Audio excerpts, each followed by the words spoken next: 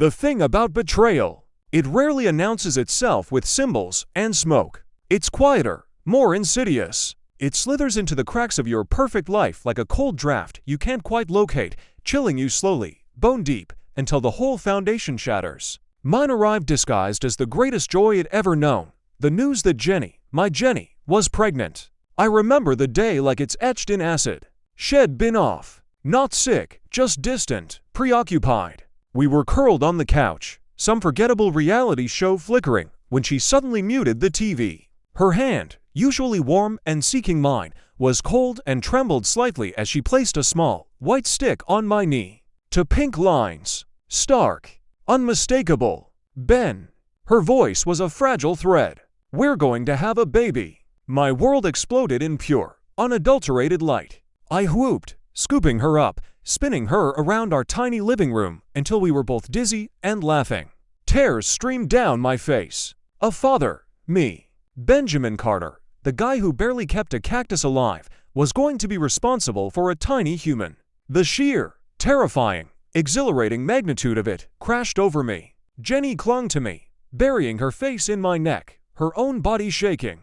I mistook it for shared euphoria. How tragically naive. The months that followed were a blur of prenatal vitamins, ultrasound appointments that felt like sacred rituals, and a relentless, almost primal drive to protect and provide. I read every book. I assembled the crib with the meticulousness of a bomb defusal expert. I rubbed Jenna's feet when they swelled, endured her sudden cravings for pickles dipped in chocolate ice cream, a culinary abomination I still can't fathom, and talked endlessly to her growing bump. Convinced our son, I just knew it was a son, could hear my voice. That bump, it became the center of our universe. My hand was perpetually resting on it, feeling the flutters, the kicks that grew stronger, more insistent. Each movement was a miracle, a tangible connection to this little life we'd created. Our life, our future.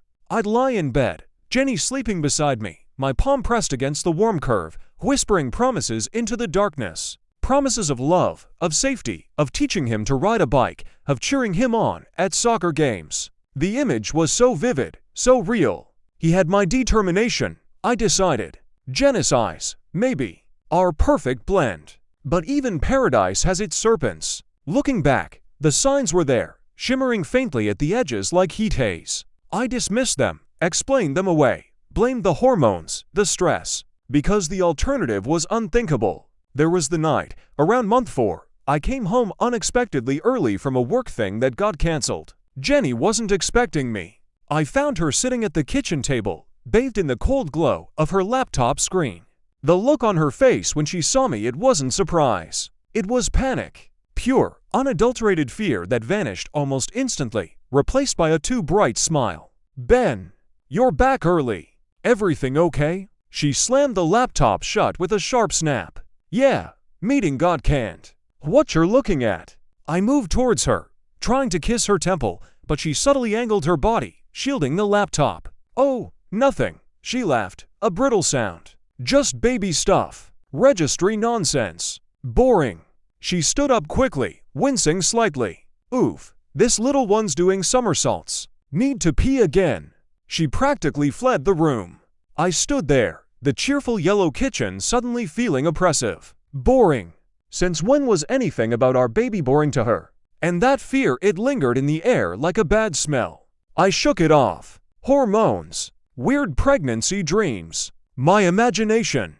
Then there were the phone calls. She'd take them in another room. Her voice hushed, urgent. Work stuff, she'd say. Just sorting out maternity leave details. But her eyes wouldn't quite meet mine afterwards. A shadow would pass over her face, quickly smoothed away. Once, her phone buzzed while she was in the shower. I happened to be walking past, grabbing a towel. The screen lit up, Mark, work. But the preview text wasn't about spreadsheets or deadlines. It read, John, we need to talk about this. It's eating me alive. My blood ran cold. Mark.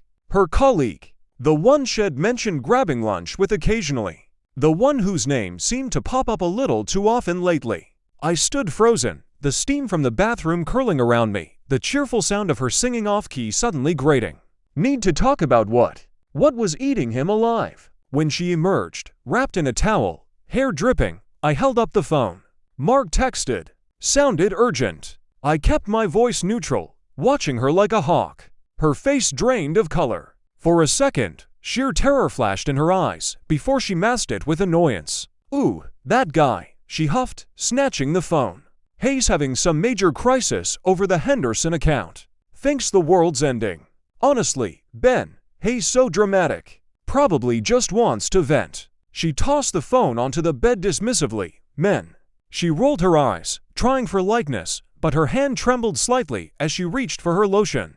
The seed of doubt, tiny and poisonous, took root. It grew with every evasive answer, every flicker of unease when I touched her bump too possessively, every time she flinched away from planning too far into the future. Let's just focus on getting him here safely, she'd say, avoiding discussions about names I loved or daycare options near my office. It felt less like pragmatism and more like avoidance. The breaking point came at the 32-week scan. The big one. The 4D ultrasound, where you get to see their little face. We were giddy with anticipation, holding hands in the darkened room as the technician squirted the cold gel on Jenna's enormous belly. The grainy black and white image coalesced on the screen. Our baby. There he was, a perfect profile, little hand near his face. He's beautiful, the technician murmured, moving the wand. Look at those lips. And that nose, I stared, transfixed. My son. My heart swelled. But then something cold trickled down my spine. A dissonance. The shape of the nose, it wasn't the button nose Jenny had as a baby in pictures. It wasn't mine. It was sharper, more defined. And the lips fuller. Unfamiliar. Whose nose is that? I joked, trying to sound light, but my voice felt tight. Definitely not mine. Jenny froze. Her hand, gripping mine, went rigid. The technician chuckled. Oh, babies change so much. He's all squished in there. Features develop. But Jenny didn't laugh. She didn't say anything. She just stared at the screen, her face a mask of such profound sadness and fear that it stole my breath. She looked guilty. Horrifically, devastatingly guilty. The seed of doubt erupted into a choking vine, wrapping around my lungs, my heart. The drive home was suffocating. Silence thick as tar. I gripped the steering wheel until my knuckles turned white. The image of that nose, those lips, superimposed itself over Mark's face, a face he'd seen on her company website. A sharp nose. Full lips. The resemblance wasn't definitive, not by a long shot, but coupled with everything else, it was a sledgehammer to my fragile reality. Jenny, I finally said, my voice gravelly, strained. Talk to me. What's going on? Nothing, Ben, she whispered, staring straight ahead, tears welling. I'm just tired. Hormonal. It's a lot. It's more than that, I insisted, pulling into our driveway, but not turning off the engine. The air crackled with unspeakable tension. The phone calls, Mark. The way you've been distant. And that scan, Jenny, look at me. She turned, finally, her eyes swimming with tears, raw terror etched onto her features. She opened her mouth, closed it. No sound came out. Just a silent sob shaking her shoulders. That silence, it was the loudest confirmation I could have received. The world tilted on its axis. The carefully constructed future, the nursery it painted pale blue, the tiny socks I'd bought, the name Theo Wed tentatively agreed on, it all dissolved into ash before my eyes. The life I thought I was building, the fatherhood I'd embraced with every fiber of my being, it was a lie. A beautiful, agonizing lie growing inside the woman I loved. The next few days were hell. A cold war waged in our own home. I moved to the couch. Sleep was impossible. Every kick I felt through her belly, every time she winced or sighed, was a physical blow. That tiny life I'd adored, talked to, bonded with, was it mine?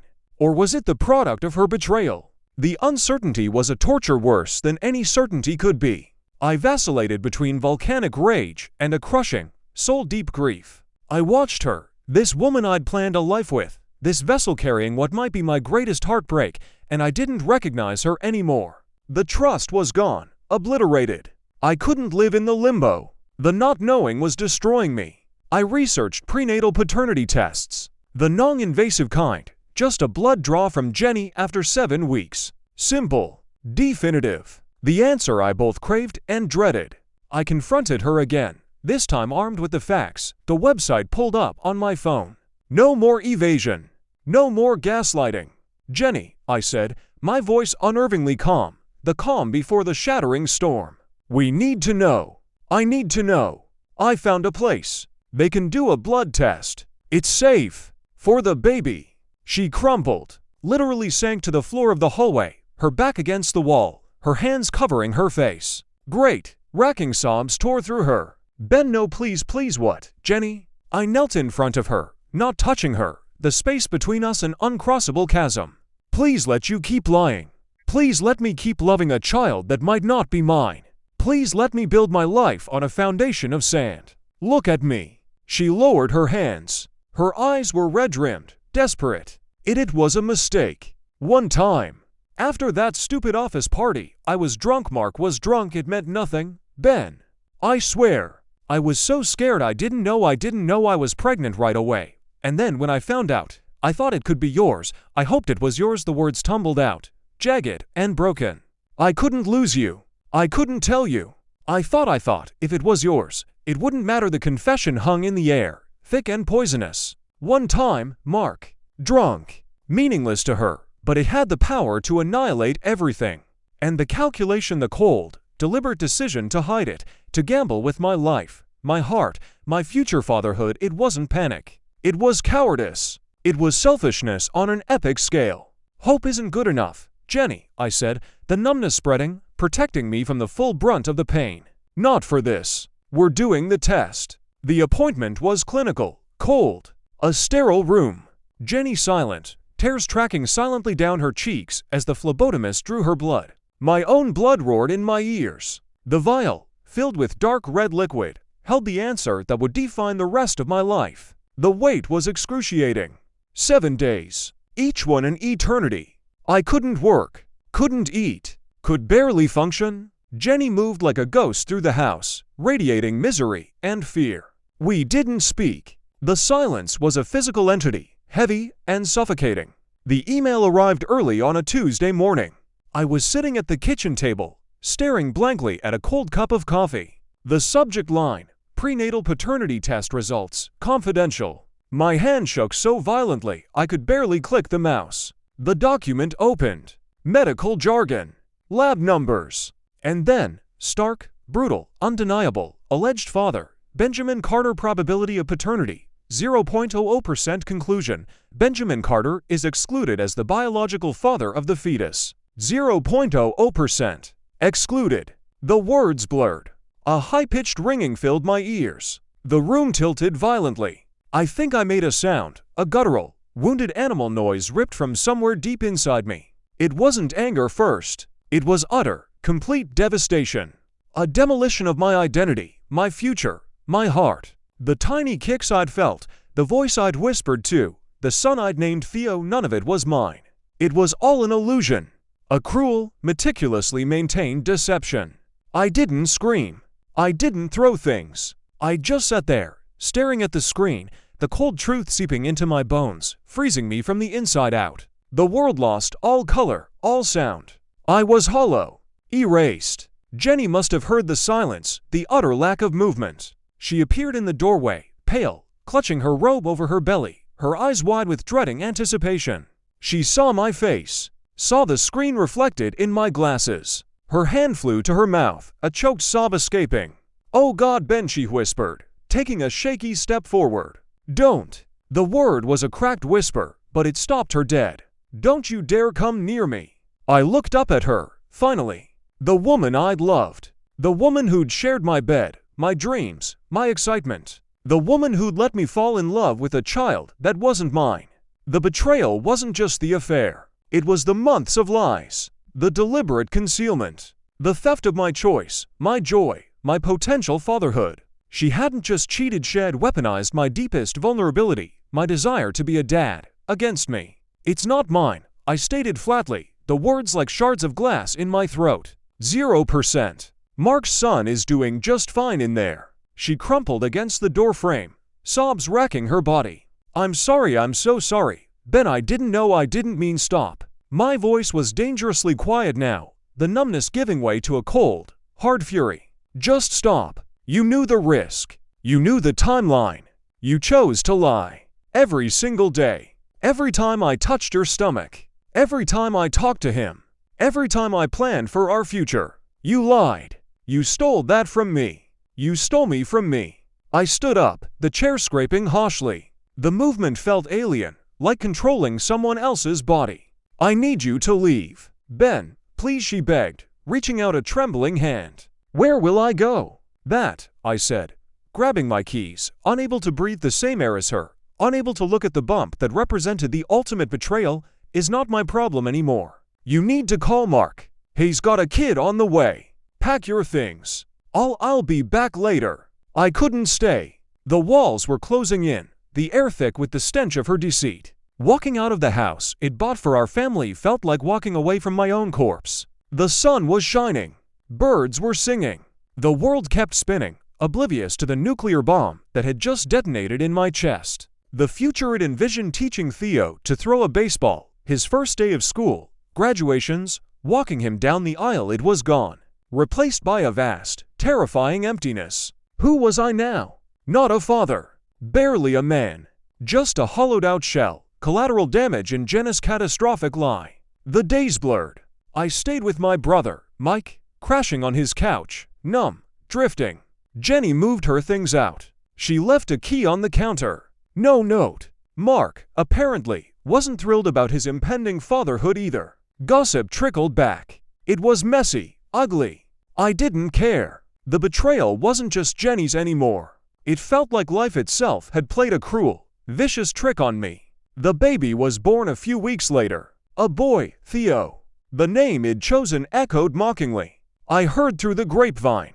Healthy. Looked just like Mark, apparently. Salt in the gaping wound. I didn't reach out. I couldn't. Seeing him, that tangible proof of the lie, would have shattered what little composure I had left. It's been months now. The raw, screaming agony has dulled to a constant, heavy ache. A phantom limb pain where my fatherhood used to be. I go through the motions, work, eat, sleep badly. Therapy helps, sometimes. Talking about it feels like picking at a scab, but the therapist says it's necessary. She calls it trauma. Prenatal paternity deception. A specific, brutal kind of betrayal. Knowing there's a term for it doesn't make it hurt less. I think about that baby, Theo. It's not his fault. None of this is his fault. He's just an innocent life caught in the crossfire of his mother's terrible choices and my shattered dreams. But the thought of him, it brings no warmth, only a profound, desolate sadness. A reminder of what was stolen. The bond I thought I was forming was a one-sided illusion, fostered by Jenna's lies. The hardest part? The anger at Jenny is white-hot, yes, but underneath it, buried deep, is a more insidious poison, the erosion of my own trust. Not just in partners, but in my own judgment. How could I have been so blind? So stupid? I replay every moment, every dismissed red flag, every time I gave her the benefit of the doubt. I feel like a fool. A trusting idiot who handed his heart, his future, to someone who ground it into dust without a second thought. And the grief, God, the grief. It's not just for the relationship, though that loss is immense. It's for the father I thought I was going to be. For the little boy, whose laughter he'll never hear, whose scraped knees he'll never bandage, whose triumphs he'll never celebrate. That loss is unique. It's the death of a future that never truly existed, yet felt so incredibly real. It's mourning a phantom child. Jenny reached out once. A text, weeks after the birth. I'm so sorry for everything. I know it doesn't change anything. I hope you can find peace. I deleted it. No response. What could I say? Sorry doesn't rebuild a life. Sorry doesn't undo the months of deception, the prenatal bonding based on a lie. Sorry doesn't give me back the person I was before I saw those two pink lines and thought my dreams were coming true. The nursery in my house is empty now. I closed the door. I can't bring myself to dismantle it yet. The pale blue walls, the unused crib, the stack of tiny clothes still in their packaging, they stand as a monument to the lie, to the life I lost before it even began. Sometimes, in the dead of night, I stand outside that door. The silence is absolute. It's not the peaceful quiet of a sleeping child. It's the hollow silence of absence, of what should have been, but never was, and now, never will be. The betrayal wasn't just infidelity. It was the theft of my potential fatherhood, the weaponization of my deepest joy. Jenny didn't just cheat on me. She cheated me out of my future. And the worst part? She did it while I lovingly placed my hand on her belly, whispering promises to a son who was never mine. The lie didn't just grow inside her. It grew around me, suffocating everything real, until the truth finally tore it all apart, leaving only wreckage, and this endless, echoing silence where my heart used to beat for a child that didn't exist.